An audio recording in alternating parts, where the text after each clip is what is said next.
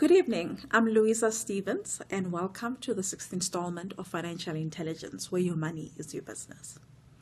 We're well on our way now discussing how to create time and financial leverage, because ultimately we want to create ideal lifestyles for us and our families.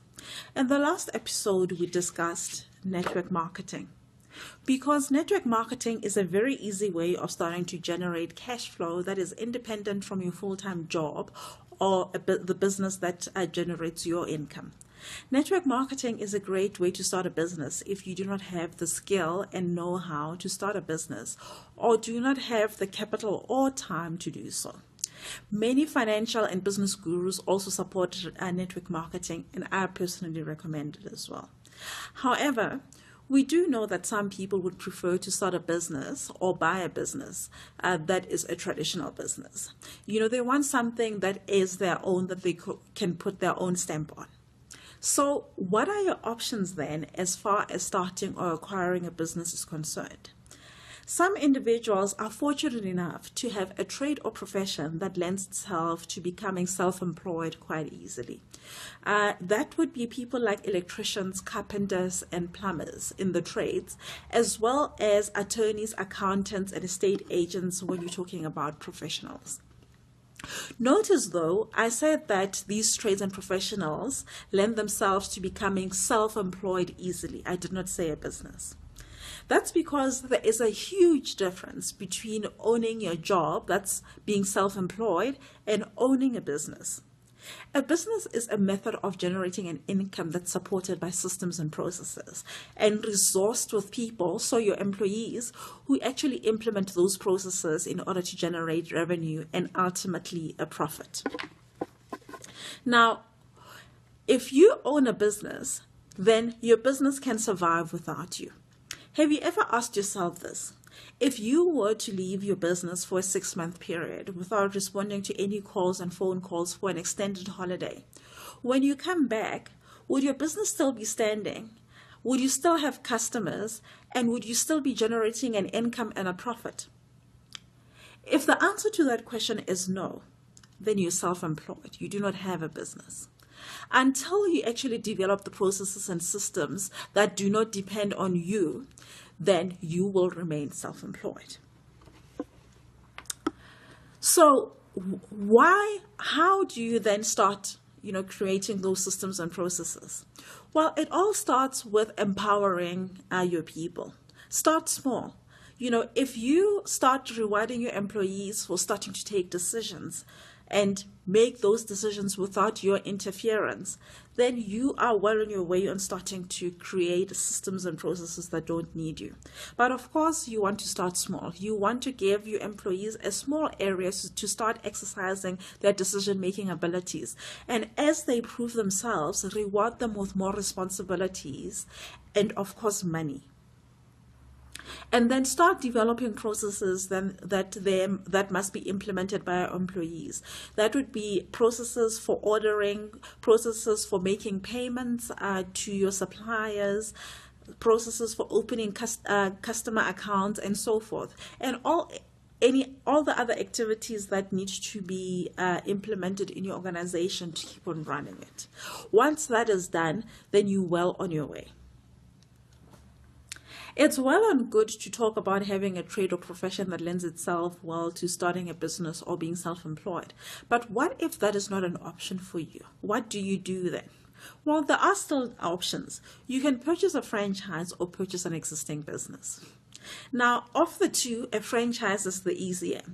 The franchisor, so that is the head office that has developed the system, provides you with a system to follow. For example, KFC and McDonald's are very good examples of good franchises. If you go to a KFC or McDonald's in New York or in London or in Hong Kong or in Johannesburg, you know what to expect. You'll find the same processes and systems, the same foods, and it's like being anywhere in the world. So you know what to expect. And for the luxury of having those processes designed for you, you will pay royalties to the franchisor on a monthly basis for the system and the support that they will provide to you. But how do you determine what type of franchise is the right franchise? Well, the answer lies in due diligence. It's very important to ascertain that the support that your franchisor promises you is actually delivered once you actually purchase your franchise. I would recommend that you go around and talk to existing franchisees who've purchased a franchise with your franchisor and ask them questions around whether they're happy with their business. Is the business doing well? What kind of support they're getting from the franchisor? And are there any concerns that they have? And what sort of dispute resolution mechanisms do they have in place to resolve any problems that may exist? Once you've done that, then you can start, thinking about completing the paperwork and paying for the purchase price. Because remember, once you've purchased a franchise, it is non-refundable, and it's a very expensive mistake to make if you don't do your homework. What if you choose to do the second option, that is buy an existing business? How do you go about finding a business to buy? An easy way to do this is to find a family-owned business where the owners are at or near retirement. Typically, you'd find that the children of the owners are not interested in carrying on with the business, or the owners do not have any children to hand over the business to. So, they would be keen to find someone who can buy their business so that they have the cash flow to go on and retire. Alternatively, then you would be looking to find a bigger business that's looking to spin off a smaller business that can become a niche. Now, how do you then make sure that when you're buying a business, you're getting what is promised? What is very important is to make sure that there is a handover period while the existing management or owners are exiting the business. You typically want to have a 12 to 24 month period where there is a sensible handover of the responsibilities in the business and a handover of the relationships that are critical to a business's survival. Typically, customer relationships and supplier relationships reside with the owners or managers. So unless you have a proper handover period, you might find yourself not having a business at the end of the day because the customers or suppliers do not trust you. I would also recommend that you tie in the handover period with some sort of earnings warranty, where you pay a deferred purchase consideration subject to meeting certain requirements, because you want to make sure that the business will continue to perform as it has in the past. And still, even with buying a business, it's important to do your homework, because sometimes, certain things cannot be recovered if you find that you purchased a lemon.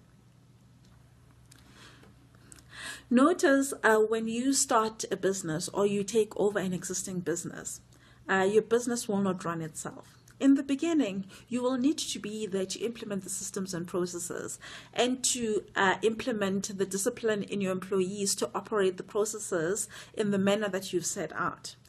Once that process is done, then the business will pay you over and over and over and over again. And you'll have a very successful business that you can rely on to design the lifestyle that you desire. In the next installment, we'll be talking about investing, because of course, once you've made the money, you need to be able to make the money, regenerate and to work for you as well. I look forward to seeing you next time and wishing you a financial future that makes sense with financial intelligence.